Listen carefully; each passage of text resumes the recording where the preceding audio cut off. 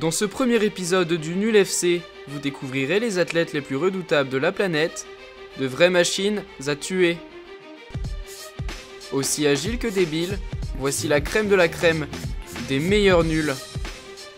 Nous allons voir que certains sont prêts à tout, crachat, mais aussi vulgarité. Ce qui s'est passé, c'est que moi j'arrache les oreilles, j'ai fait 3 ans de rugby. Bah clairement, moi son rugby je le mets dans le cul. Ici on n'est pas là pour jouer avec un ballon, on est là pour se boxer, pour se mettre sur la gueule. Nous découvrirons aussi des retournements de situations inattendus. Thierry Nous vous Putain montrerons tous deux dans le premier épisode intergalactique de cette compétition que l'on appelle le Nul FC.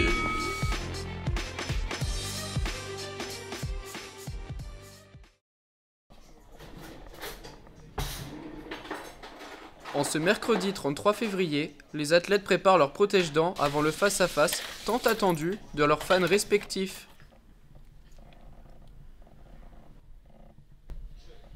Axel McGregor provoque, un geste qui restera longtemps gravé dans la mémoire de son adversaire.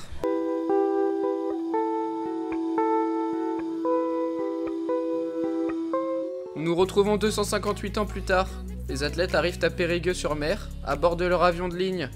Déjà énervés car apparemment, Justine aurait mangé le menu Maxi Best-of d'Axel McGregor. Les tensions montent. Ce jeune prodige manque de se saccager la cheville en se rendant au lieu du combat. Une erreur qui aurait pu lui coûter la victoire. Les athlètes commencent à s'échauffer avant la boucherie du siècle, ensemble, dans le respect mutuel.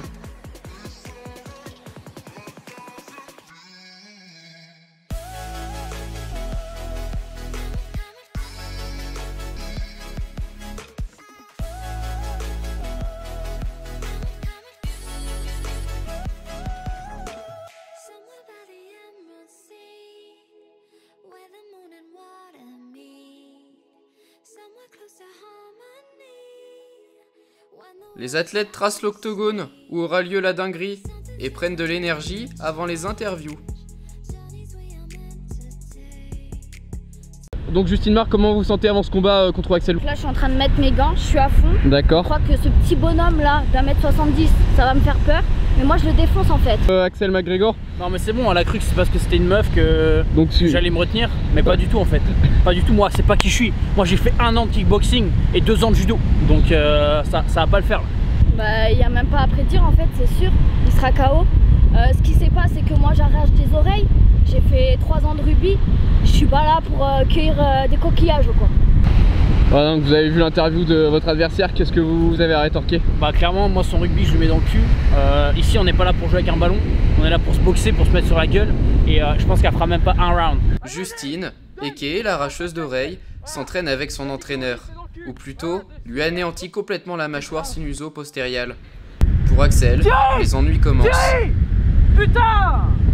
Bon bah mon entraîneur il m'a lâché, mais c'est pas grave, j'ai pas besoin de lui. Il fera donc ce combat sans l'aide de son entraîneur Thierry, mais ne se dégonfle pas pour autant, malgré sa sale tronche de ballon de baudruche.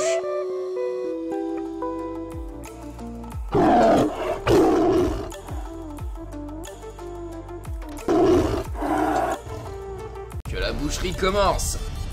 Oh mon dieu, les combattants sont déchaînés, je sais pas ce qu'ils ont mangé ce midi, ça devait être vraiment super vitaminé. On dirait des guerriers celtes. La frappe de Justine manque. Axel fait le pressing. Oh mon dieu! Justine vient l'équilibre sur un caillou, ce qui donne l'avantage à l'adversaire qui vient se jeter sur elle. L'arbitre arrête le match et Axel l'emporte. Voilà, donc on retrouve Axel Munoz après sa victoire. Qu'est-ce que vous avez à dire? Voilà, c'était aussi court que ce que je pensais. J'ai rien eu besoin de faire. Elle est tombée comme une merde. Et j'ai juste eu un achevé au sol. Donc franchement, victoire beaucoup trop facile, je suis un peu déçu. Et j'ai hâte d'affronter le prochain adversaire. On retrouve Justine Marc après sa défaite, après environ 8 secondes de combat. Comment vous vivez? Ça compte pas. Y avait quoi? Il y a un caillou frérot. C'est même pas lui, il m'a tapé, j'ai mis 2 tapes. Je tombe pourquoi? Un caillou.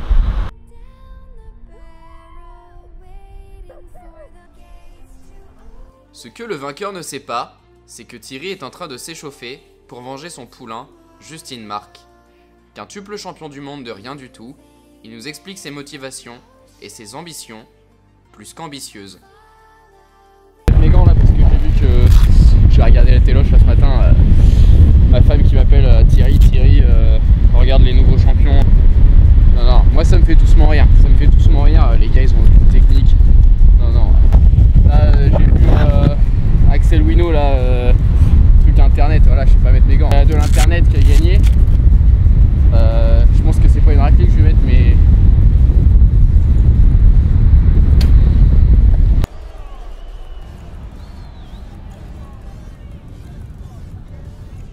Voilà que le second combat commence et Thierry nous montre dès le début du combat son agressivité. Il bloque le coup de pied.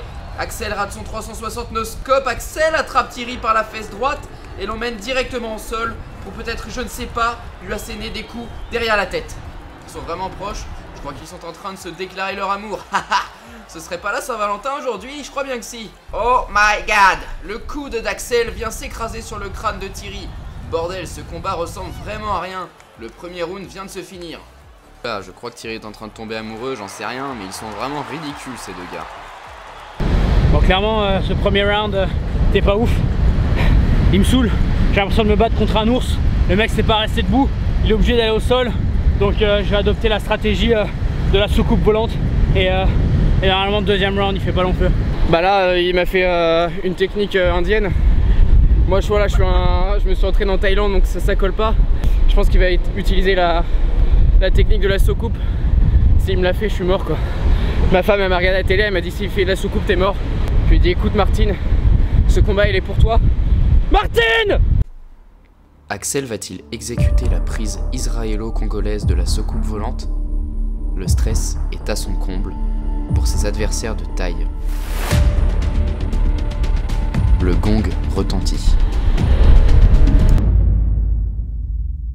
Oh mon dieu! La soucoupe volante! Thierry est complètement KO.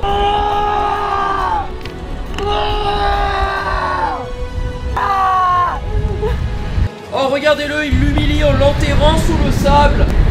Moi mes adversaires, je les enterre dans le sable et ils se relèvent plus. Quelqu'un aurait un sandwich jambon beurre?